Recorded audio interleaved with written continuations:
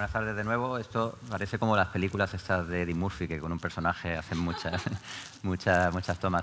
Me he puesto así no porque él tenga nada en contra de mis panelistas, es que me han dicho que si no sale este perfil y no debe ser bueno. Entonces me pongo cara a vosotros.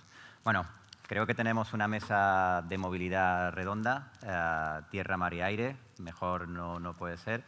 Y además, tres empresas y también una asociación que representan perfectamente un concepto que antes se llamaba transporte y ahora pues, se le denomina de un modo más holístico movilidad y que implica, pues, como decía Pepe antes en su intervención, pues implica pues, que un destino pueda ir bien o pueda ir mal.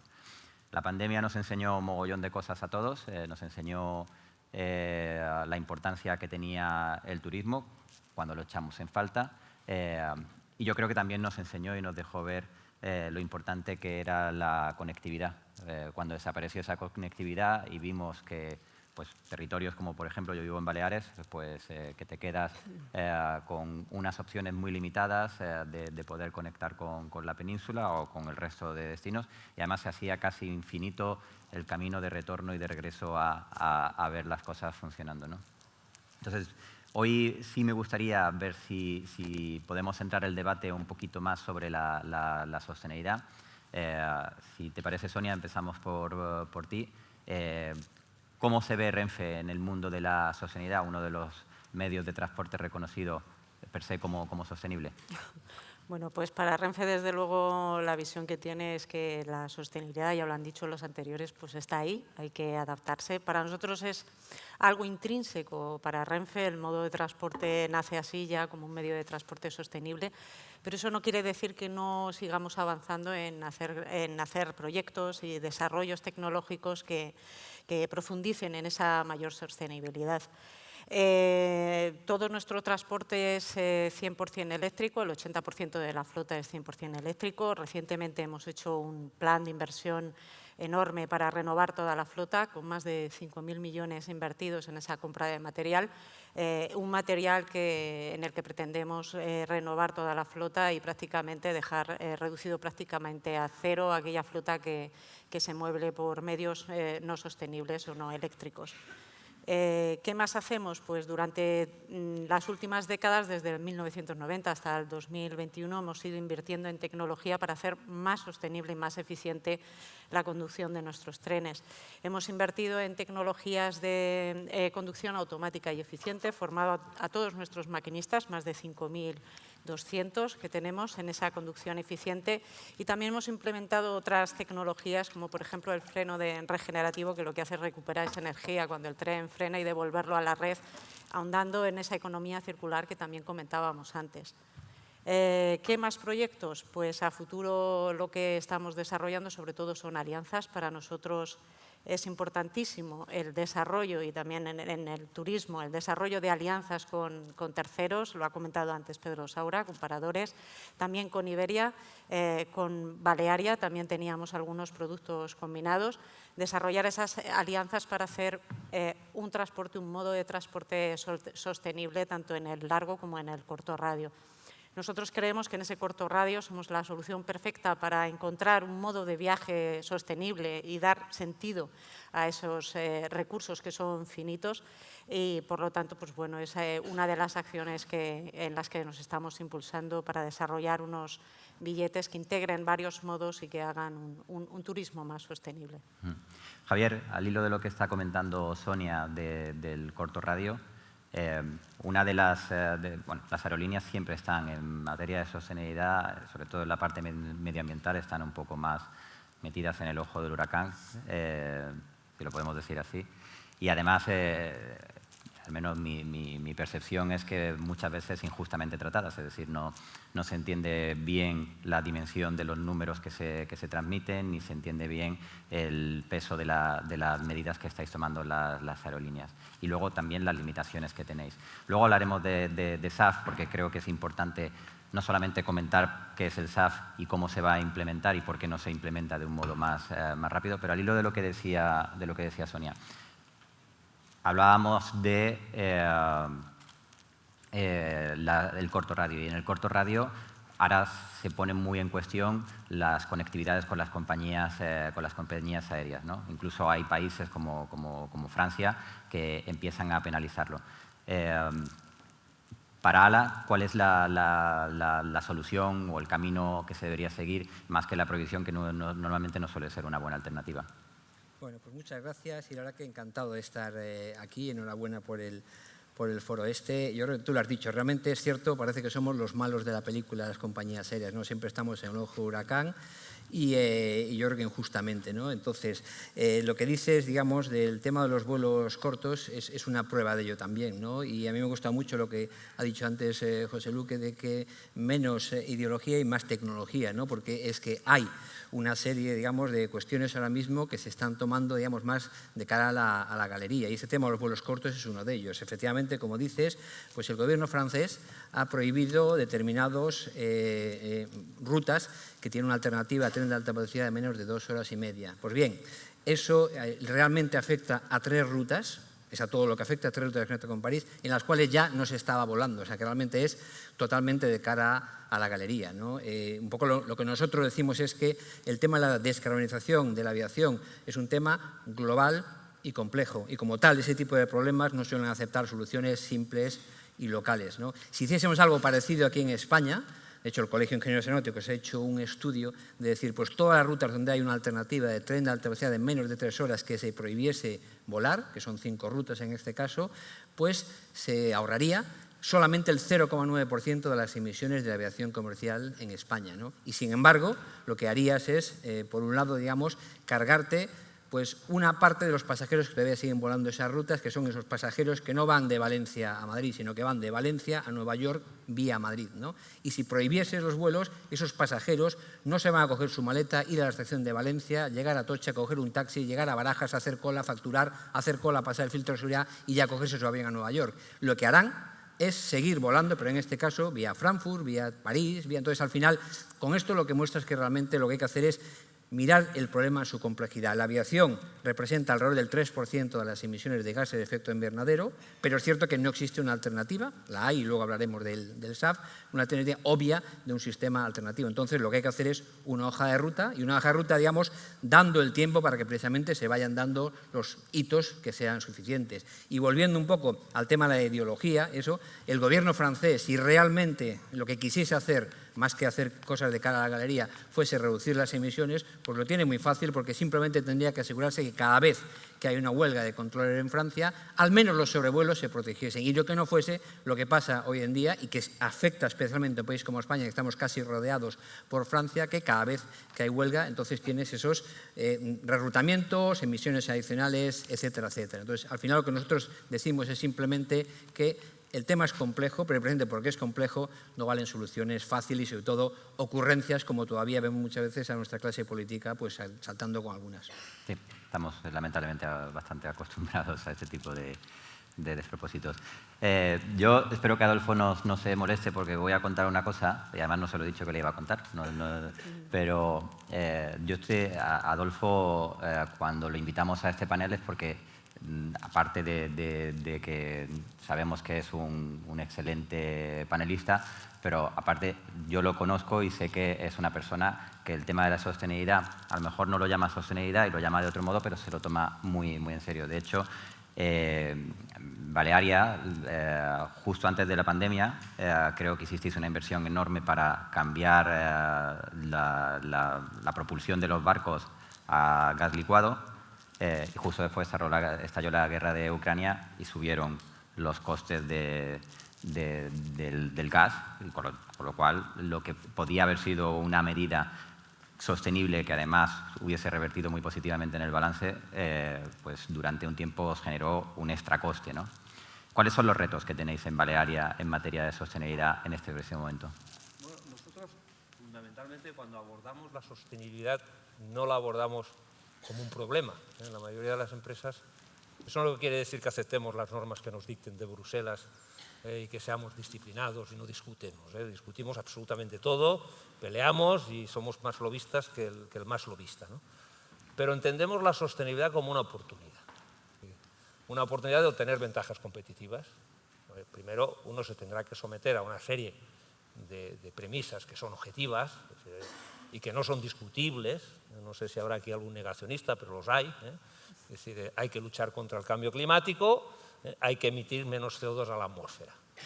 Nosotros en los barcos sabemos que cuanto más corre un barco, más emite por milla, porque aquí lo importante no son las toneladas que se emitan, sino las toneladas por tonelada o por pasajero, en el caso de la aviación, en el caso del ferrocarril también. Nosotros planteamos que posiblemente haya que correr menos para emitir menos toneladas de CO2, como una solución. Eso para los aviones está complicado, hay que decirlo.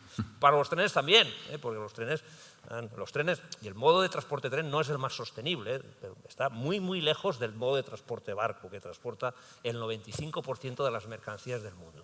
Pasajeros también. Entonces, para nosotros, la sostenibilidad es una oportunidad para obtener ventajas competitivas. La primera decisión que tomamos, que hemos sido vanguardia, es apostar, como bien dices, por el GNL, porque emite menos CO2, no emite azufre, prácticamente cero, un 85% menos de NOx, y las partículas, que son las que afectan a la salud, también vamos a apostar por el GNL, se subvencionaba, y tenemos el 35% de la flota propulsada por motores duales de GNL y de combustible fósil, ¿no? Subió el GNL y nos crucificaron, menos mal que los motores eran duales, y pudimos pasar, y no se nos pagaba por emitir menos. Yo, en la política europea y la OMI que se está llevando, yo lo que digo es que hay que primar a aquellos no castigar a los que emiten, que también, o penalizarlos, que es la política, sino a aquellos que optan por soluciones más sostenibles, pues de alguna forma beneficiarlos o primarlos más que castigarlos, ¿no? Eso no ocurre. Es decir, el sistema fiscal positivo no existe. Es decir, el sistema fiscal no se concibe si no es castigando, ¿no? Penalizando y poniendo impuestos, que a veces muchos sistemas que nacen con una vocación terminan convirtiéndose en un impuesto determinado, ¿no? Nosotros entendemos la sostenibilidad como una oportunidad. El barco que tenemos aquí en Málaga, que une Málaga, ha dicho Renfe que todos los trenes son eléctricos, eso lo sabemos desde hace ya bastante tiempo, ¿no? Que todos los trenes son eléctricos. En el mar no hay catenarias, en consecuencia va a ser difícil, ¿no? Pero nosotros tenemos el Rusadir, que se llama Rusadir no por tener ninguna relación con Rusia, se llama Rusadir porque es el nombre que tenía la antigua Melilla, que era Cabo Imponente, el nombre que le dieron los fenicios a la antigua Melilla, por eso se llama Rusadir. Es un barco eléctrico, de propulsión eléctrica 100%. ¿Qué ocurre con esa electricidad? Que la generamos en el mismo barco. Tenemos motores eléctricos, tenemos una planta, Bársila, de generación de un transformador, un generador, y alimentamos. Es autónomo.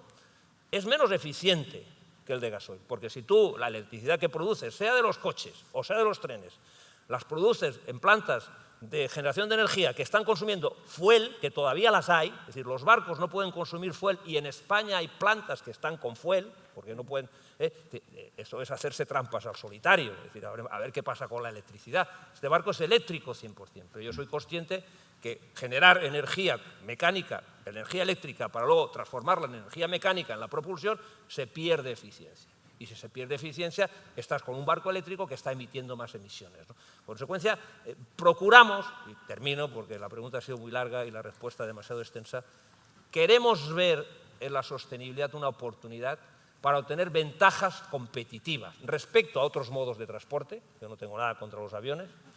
Ningún barco tiene una OSP. En Baleares, como bien sabe, los aviones levantaron el vuelo en la pandemia porque cobraron del Estado, si no estarían todavía en tierra.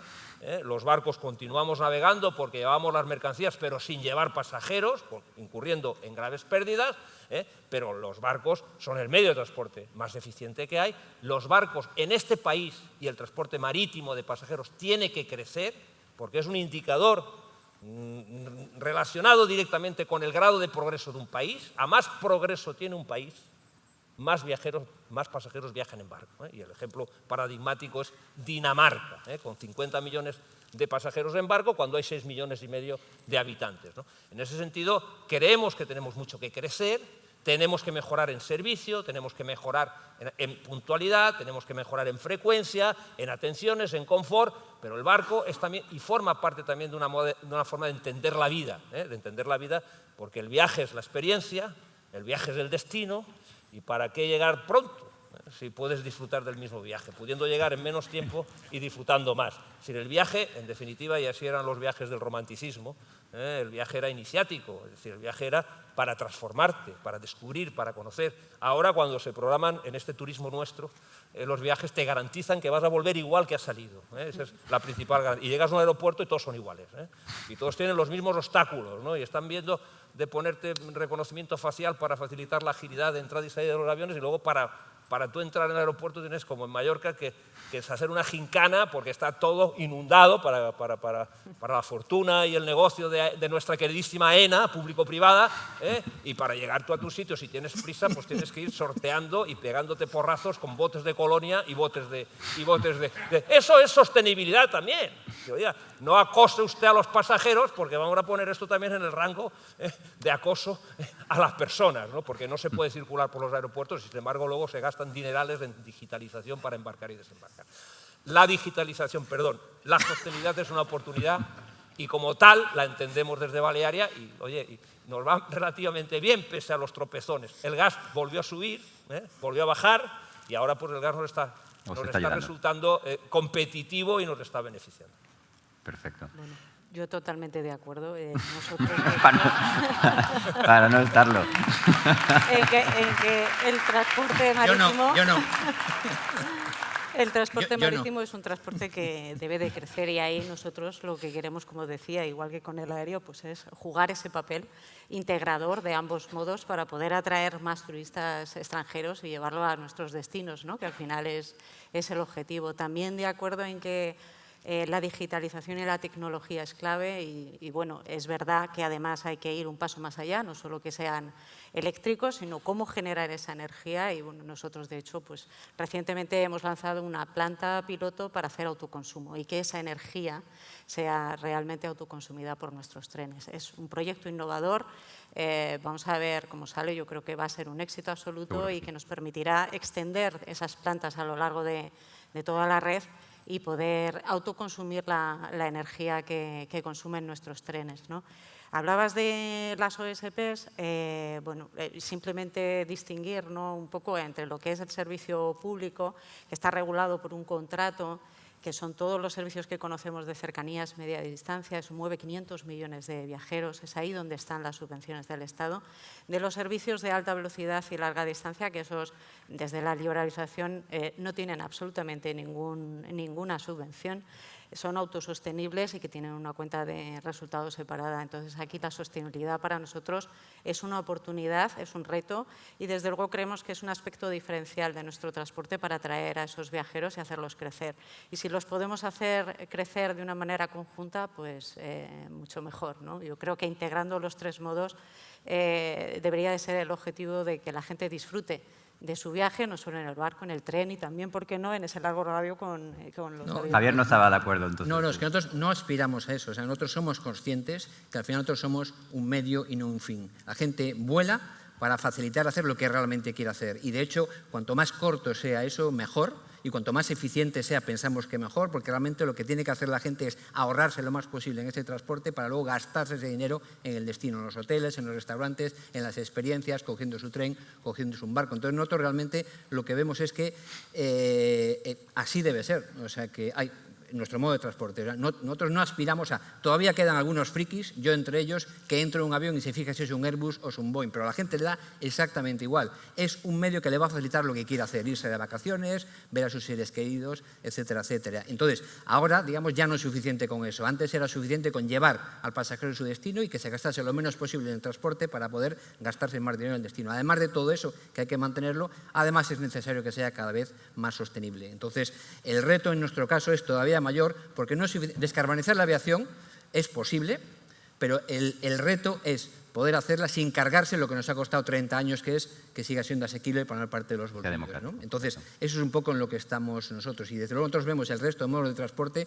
no como competidores, sino complementarios. Y realmente yo pienso que, vamos a ver, el 85% de los turistas internacionales que nos visitan vienen por vía aérea. Luego a lo mejor cogen un avión o a lo mejor cogen un tren, pero seguro que cogen un avión. Entonces es esencial para el turismo y para la sostenibilidad del turismo de España que se descarbonice y se haga más sostenible pues, la aviación, además de el resto de modos de transporte. Y yo lo que creo que hay una oportunidad grandísima, y lo he dicho Sonia antes, es de buscar complementariedad. Yo creo que muchas compañías aéreas, muchas rutas que hacen domésticas estarían encantadas de poder hacerlas, digamos, combinadas, siempre y cuando se facilitase ese pasajero en conexión para que ese pasajero entonces no se fuese a través de otro hub. Pero bueno, en cualquier caso, lo que estamos aquí, que es hablar de turismo y turismo sostenible, lo que tenemos las compañías es una hoja de ruta muy clara para conseguir eso, el llegar, eso sí, en el plazo adecuado, porque no lo podemos hacer de forma inmediata, a poder tener emisiones netas cero y contribuir entonces a ese turismo más sostenible. Porque si no se consigue hacer sostenible la aviación, en el caso de España no se puede hacer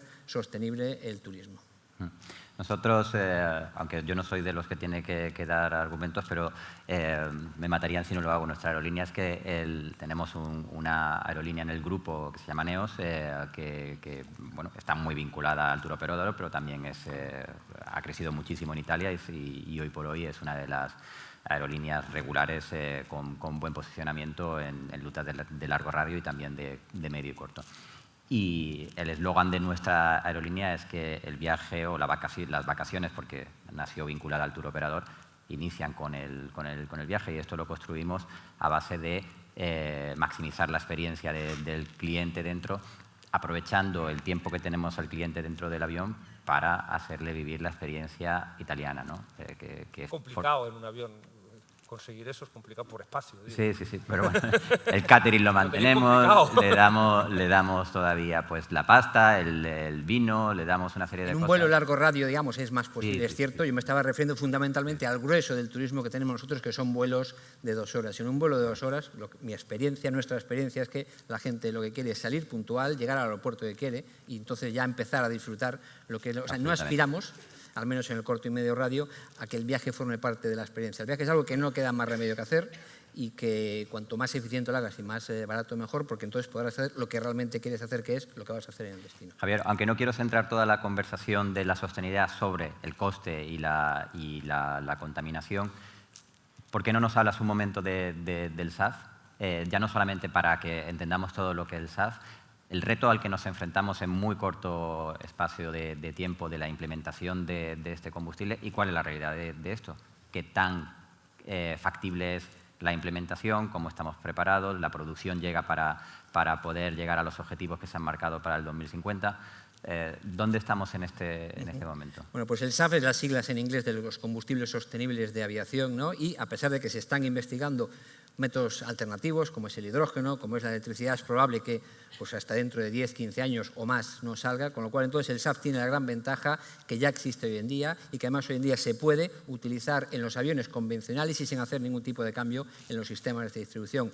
Un SAF básicamente es una materia prima distinta, de origen biológico. Hoy en día en las pruebas que se están haciendo es aceite de cocina usado. Ya se está empezando a hacer pruebas con SAF biológico avanzado, donde ya la materia prima suele ser biomasa. CEPS ha hecho una prueba recientemente en Sevilla utilizando huesos de aceitunas y al final entonces lo que consigues es una reducción del 80% de las emisiones durante el ciclo de vida. Y además los motores de los aviones de hoy en día están preparados y certificados para llevar hasta el 50% de SAF y tanto Airbus como Boeing están trabajando para llegar al 100%, ¿no? Entonces, eso lo que te permite, digamos, es acelerar un poco mientras llegan otros métodos de propulsión, que además esos métodos de propulsión, si llegan, será dentro de 15, 20 años y en muchos casos valdrán para los vuelos más cortos, no para los vuelos largos, ¿no? Entonces, el SAF lo que te ofrece precisamente es no solo la transición, sino también ese futuro. Porque al final también, volviendo a la complejidad del tema, os di antes el dato de España, en el conjunto de Europa, los vuelos de menos de 500 kilómetros solamente son el 4% de las emisiones. O sea, incluso si se prohibiesen todos los vuelos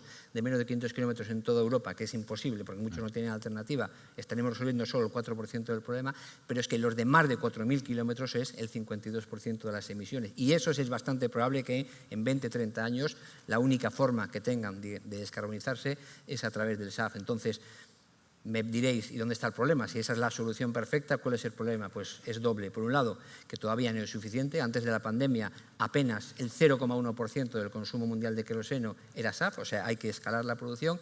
Y el otro es el coste, porque dependiendo del tipo de SAF, oscila entre 3 y 6 veces del precio del queroseno. Y el queroseno es el 30% de los costes de cualquier compañía aérea, el principal input de coste. Por eso lo que nosotros estamos pidiendo es que se debería, en esta fase inicial, Por un lado, ya hay una regulación en el Fit for 55, hay un reglamento que se acaba de aprobar que va a imponer unos mandatos mínimos de SAF, empezando por el 2% en 2025 y acabando por el 70% en 2050, pero lo que hay que hacer precisamente es invertir, ¿no? Y sobre todo ayudar a reconvertir a la industria energética en nuestro país para convertirnos no solamente autosuficientes en SAF, sino incluso para poder exportar al resto de Europa y al resto del mundo. Entonces, el SAF, digamos, es la gran oportunidad a corto y medio plazo y luego está el resto, digamos, de tecnologías adicionales o otra serie de cosas que la industria está haciendo para llegar a esas emisiones netas cero. A mí, si me permites hablar de combustibles aparte de SAF, sobre las cosas que estamos haciendo. Primero, dimensionar el transporte marítimo también, ¿no? Porque es cierto que el aeropuerto de Palma mueve 30 millones de pasajeros, pero solo 10 millones de pasajeros son nacionales, es decir, o son interinsulares o son península Baleares, y el transporte marítimo mueve 3 millones, es decir, que en estos momentos 5 millones, perdona. 5 millones. Es decir, que casi el 50%, el 33%, el 30% de los pasajeros que se mueven en Baleares, interinsulares y península Baleares son pasajeros que se mueven por transporte marítimo. Esa posiblemente no sea la noticia, porque entre el 2015 y el 2023, el año en el que estamos, el transporte aéreo habrá subido un 15% aproximadamente, más motivado que por el número de turistas, por la movilidad de los turistas que van a periodos más cortos. Pero el transporte marítimo del año 2015 al año 2023 ha subido de 3 millones a 5 millones. Es decir, que el transporte marítimo va en aumento, por alguna razón será. ¿Qué ocurre con los combustibles?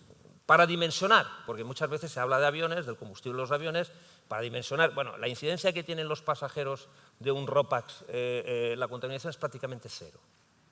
Porque un barco grande, RoPax, que mueve 150 camiones, vamos, cada camión pesa 40 toneladas y lo que pesa un camión, vamos, es equiparable, 40 toneladas, pues son 100 por 4 a 400 pasajeros.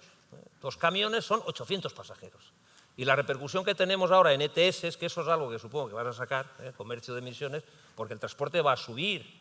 Sabemos que los costes no los marcan, es decir, los precios no los marcan los costes, lo sabemos, pero si tú no cubres los costes, con los precios no cubres los costes, acabas desapareciendo, ¿no? Los precios los marca el mercado, lo sabemos todos. Y aquí hay otra cosa, que aquí estamos muy contentos cuando los hoteles son muy caros. Cuanto más caros sean los hoteles, más contentos están los territorios, ¿no?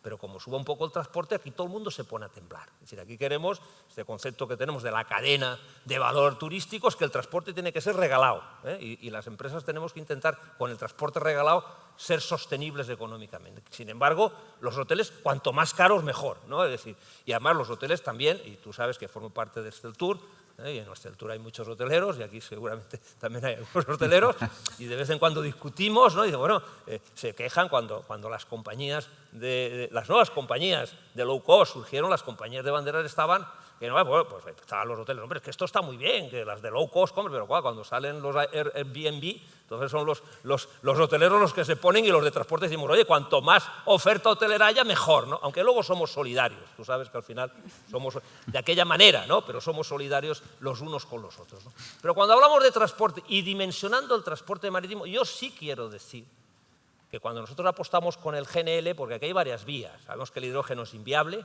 porque el hidrógeno no se puede almacenar ni transportar, se va a producir hidrógeno y el hidrógeno podrá servir en su momento para hacer combustibles sintéticos, que en eso se está trabajando, pero son muy caros. Es decir, tú coges el hidrógeno y coges y captas carbono de la atmósfera y haces un combustible que puede ser un queroseno, que puede ser un fuel oil, o que puede ser un gasoil, o que puede ser un gas, ¿no? Pero eso es algo que también está costando muy caro y que está muy lejos, ¿no? Claro, nosotros la solución, cuando yo le oí hablar del SAP, que no sabía, yo como no manejo los aviones, no sabía lo que era el SAP, yo creía que el SAP era un ERP de estos que tenemos en los... Pero bueno, parece ser que también es un combustible. Claro, nosotros con el GNL tenemos el biometano. El biometano procede de las granjas y de las macrogranjas. A nuestro país ya le han llamado la atención, no solo porque las macrogranjas contaminan y elevan metano, sino porque no hacemos nuestro trabajo desde Europa convirtiendo de los vertederos y de las macrogranjas eso en biometano. Es decir, los barcos de GNL están preparados para consumir biometano y de hecho nosotros ya hacemos algunos viajes con biometano, que puede estar en unos precios muy competitivos. No sé si pasará lo mismo con el biocombustible o el SAP que se quiere llamar, pero está a unos precios muy competitivos. Eso es una realidad.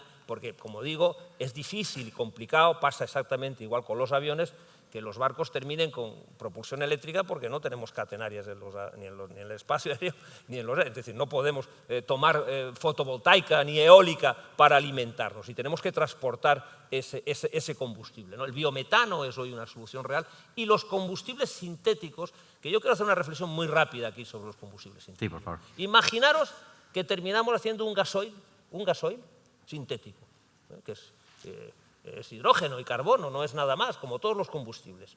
Y es competitivo, porque al final tú produces hidrógeno, es cierto que para producir 1 megavatio de hidrógeno necesitas 2 de fotovoltaica, y luego con ese hidrógeno tienes que captar el carbono, fundirlo y en laboratorio hacer el combustible sintético. El combustible sintético es neutro en emisiones. Pues si conseguimos un gasoil sintético neutro en emisiones, ¿qué hacemos con los coches eléctricos? Porque el motor más eficiente que hay, desde el punto de vista no de emisiones, sino de megavatios o de kilovatios, es el motor de gasoil, porque es el más evolucionado que hay. Se está trabajando y la tecnología está trabajando en el gasoil sintético, igual que en el queroseno sintético. Repsol está gastando cantidades ingentes de dinero en conseguir, ya lo tienen, es decir, el combustible sintético teóricamente neutro en emisiones, otra cosa es que no te venga uno y te diga que no lo es. Es decir, nosotros dejamos de emitir metano a la atmósfera que proveniente de granjas y macrogranjas y vertederos, lo convertimos en combustible y termina emitiendo CO2, pero menos nocivo que el metano. Es decir, que ahí, fijaros en una cosa, cuando yo consumo biometano, yo estoy mejorando las emisiones, sacando emisiones que son metano puro, que va desde las granjas y microgranjas, y pasándolo a gas, en este caso GNL o gas natural licuado, que emite la cuarta parte que el metano. Es decir, yo entonces digo, oiga, si yo cojo metano que va a la atmósfera y lo emito en un barco y bajo las 4, ¿cuánto me va a pagar usted? Porque si usted me cobra cuando emito CO2, págueme usted cuando yo retiro CO2 de la atmósfera. Claro, eso de la fiscalidad positiva no la entiende. De verdad que no la entiende. Y los que estamos buscando ventajas competitivas, es decir, premie usted al que lo haga bien, premie usted las buenas prácticas, que no solo nos las premian, sino que nosotros, al final, incluso con el tope ibérico que en el cual sí que se benefició Renfe, porque bajó la electricidad, no mucho, pero bajó. A nosotros la electricidad nos pusieron el tope ibérico en el gas y nos fastidió. Bueno, vosotros con los cánones, nosotros con las tasas portuarias. A nosotros nos representó, entre tasas portuarias, lo que sean los puertos y el combustible, casi el 60% de nuestra estructura de costes. Nosotros hacemos milagros. Salimos un momento de la parte de la conferencia. Salimos un momento de la parte del medioambiental y nos vamos quizá a la parte más social. Una pata muy importante de la sostenibilidad es la transmisión de la cultura. Es decir, utilizar la herencia que tenemos, la riqueza de nuestro país y transmitirla.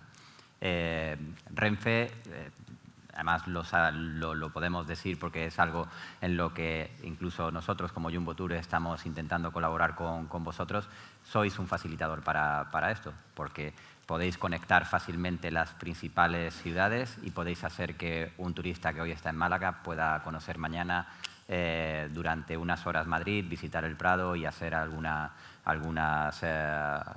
un poco más de interacción cultural. ¿Cómo veis vosotros el escenario para intentar conseguir que el transporte y la movilidad ferroviaria se convierta en un catalizador para fomentar la cultura interna del país?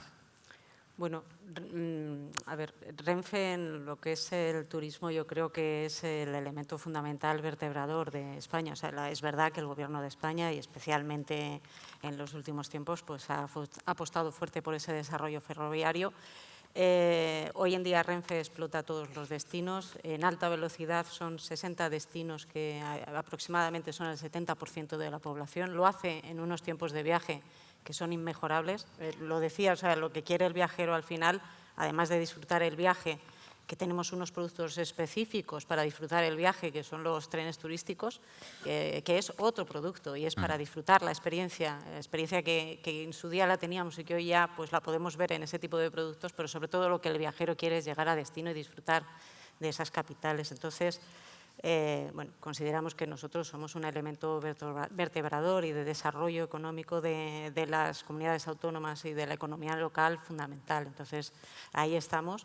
Y también queremos contribuir, lo hemos dicho, a atraer turismo que no es solo nacional, sino que es extranjero, que creo que es una apuesta que todavía nos queda, el atraerlo más al tren, a que visite las ciudades, que no vaya solo a un destino, sino que a través de la red que tenemos pueda disfrutar de las distintas localidades. Entonces, ahí estamos desarrollando diferentes productos y diferentes alianzas, una vez más. O sea, yo creo que esto va en el futuro va de encontrar el beneficio mutuo de distintas compañías pues, para hacer crecer ese mercado, ¿no?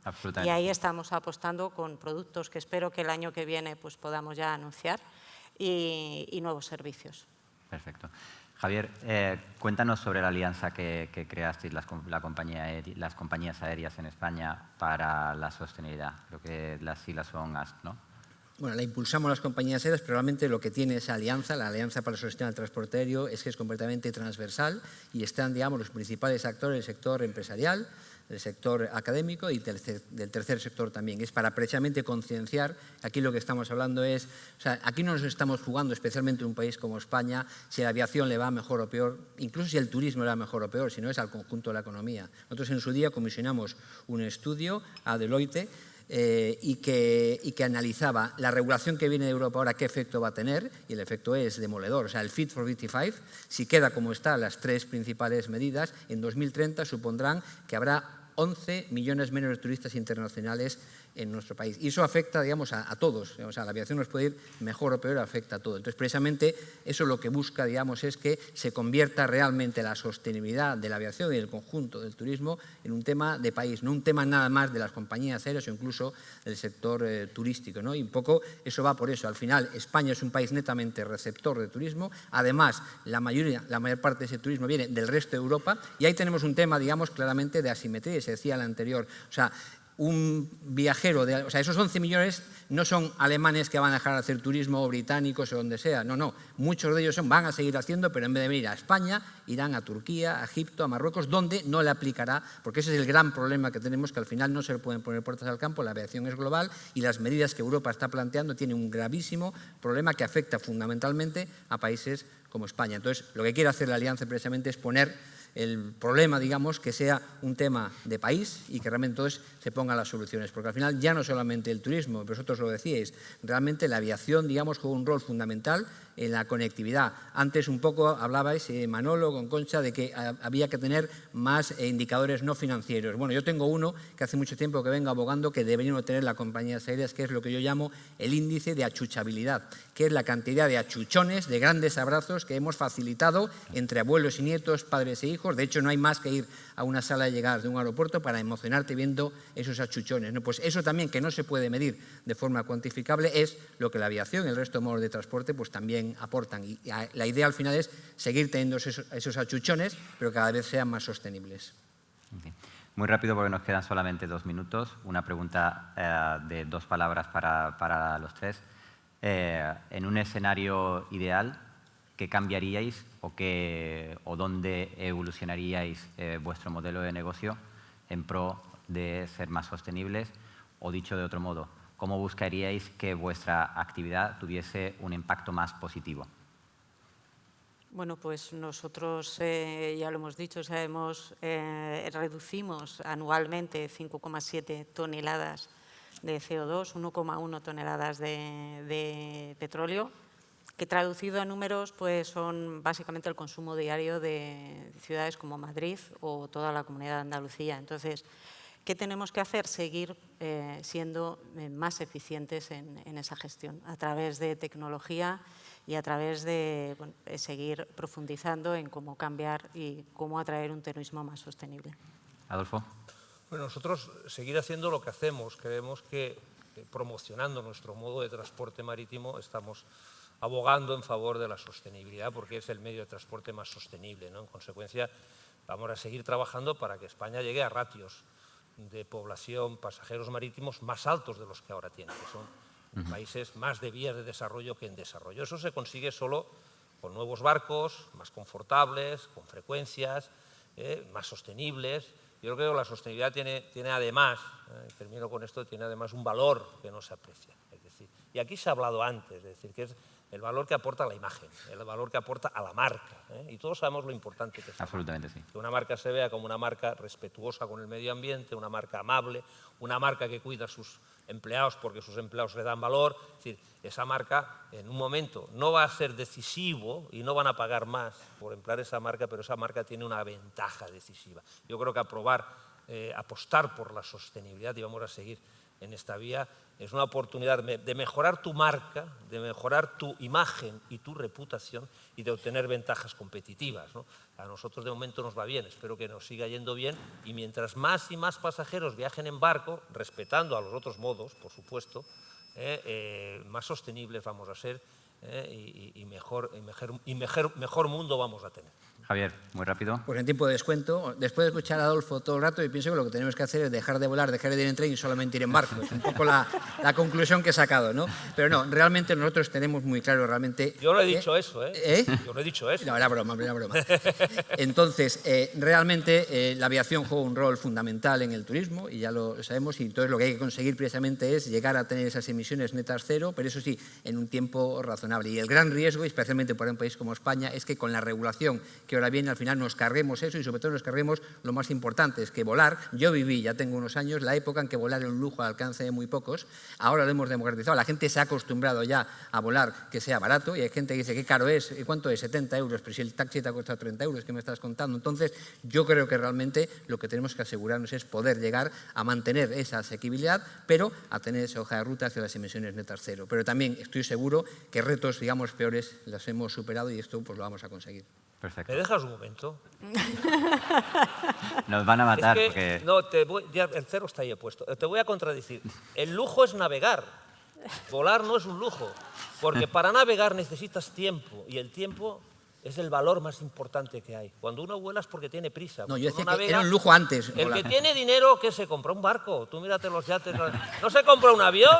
El avión privado se lo compra aquel que no tiene tiempo. En consecuencia, cambia ese discurso. Porque yo vuelo, yo volé desde Palma de Mallorca a Jerez. Y cuando voy a Miami no te creas que voy en barco, yo vuelo. Cada cosa en su sitio. Pero yo quiero dejar claro que el lujo es navegar. Lo de volar es algo... que uno hace cuando no tiene más remedio. Bueno, pues aquí... Muchas gracias a los tres y lo que sí creo que está claro es que tenemos un privilegio en España con la movilidad garantizada a través de excelentes compañías aéreas, una referencia en el mundo ferroviario a nivel mundial y el sector marítimo muy bien representado con Balearia y con lo que están construyendo. Muchas gracias a todos.